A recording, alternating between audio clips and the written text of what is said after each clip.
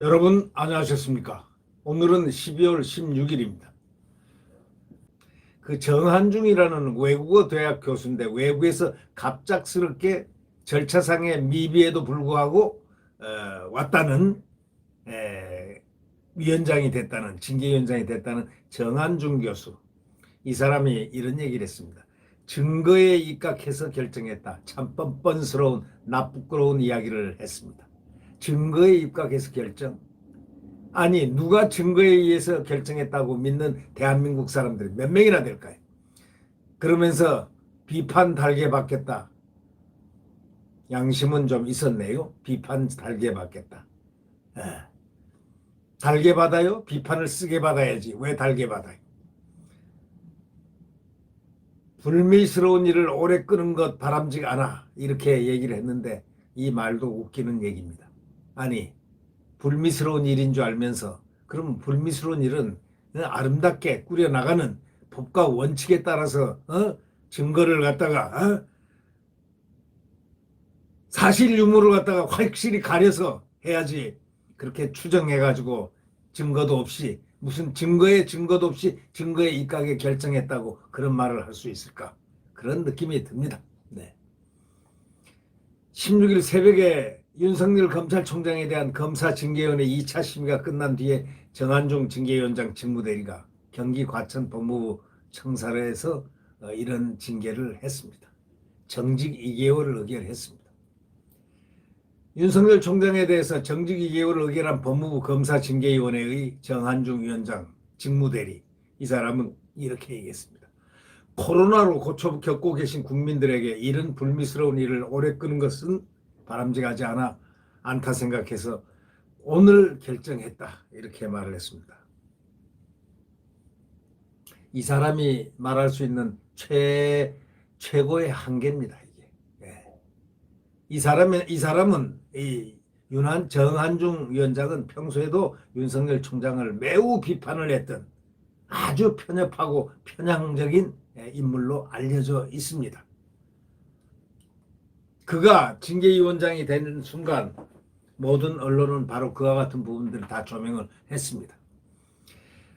국민들께서 만족하지 못하더라도 양해를 부탁드린다 이렇게 말했습니다.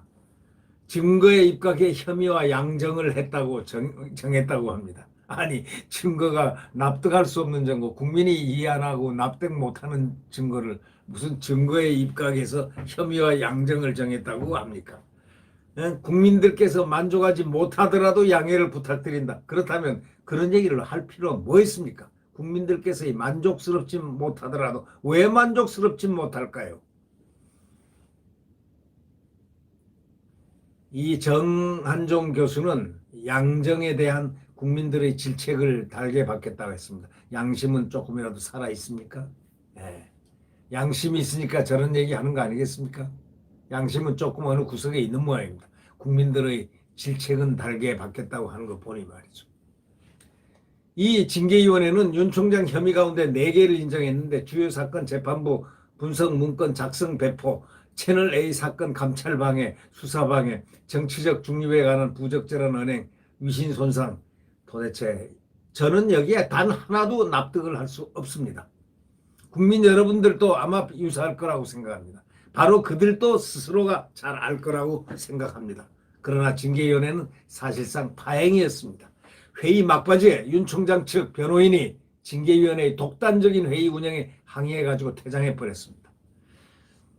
이 정한중이라는 이 직무대리는 이거에 대해서 기회를 줬다 하면서 1시간 있다가 최후 진술을 하라고 했는데 1시간 가지고는 부족하다고 해서 윤 총장 측이 스스로 포기했다. 말은 잘합니다. 빠져나갈 곳 다 미리 준비한 드라마 각본에 의해서, 그러나 그 각본은 각본이었음을 나중에 다 알려지게 돼 있습니다. 이것이 각본이 아니라고 생각하는 국민이 얼마나 되겠습니까? 네. 모든 절차에서 충분히 기회를 줬고 증인들이 자기들 신청인 증인이어서 1시간 정도면 진술할 줄 알았는데 포기했다고 덧붙였습니다. 이들의 말은 비단결입니다. 이 비단결도 나중에는 자갈길, 모래밭길, 진흙탕길이 될 날도 없잖아 있을 수도 있습니다. 지금은 꽃가마 같은 판결이라고 생각할지 몰라도 나중에는 그것이 흙가마가 될 수도 있는 부분. 바로 그것이 인생이라는 거죠. 네. 네, 구독 버튼과 엄지를 눌러주시면 고맙겠습니다. 참, 우리 대한민국 국민들 좌절하지 마십시오.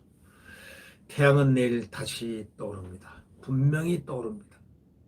내일을 아무도 모릅니다. 이런 얘기가 있죠. 하나님만이 안다고. Nobody knows. God only knows. 예. 그래서 어떠한 변수가 또 갑자기 푹 생길지 모르죠. 어떠한 일이 생길지 아무도 역사를 예단할 수는 없습니다. 우리에게는 희망밖에 없습니다. 왜? 지금까지 절망하고 살았으니까. 절망하고 사는 자에게는 그 이상의 절망은 없습니다. 이제는 희망 외에는 없습니다. 내일 태양은 분명히 다시 떠오릅니다. 네. 구독 버튼과 엄지를 눌러주시면 대단히 고맙겠습니다. 안녕히 계십시오.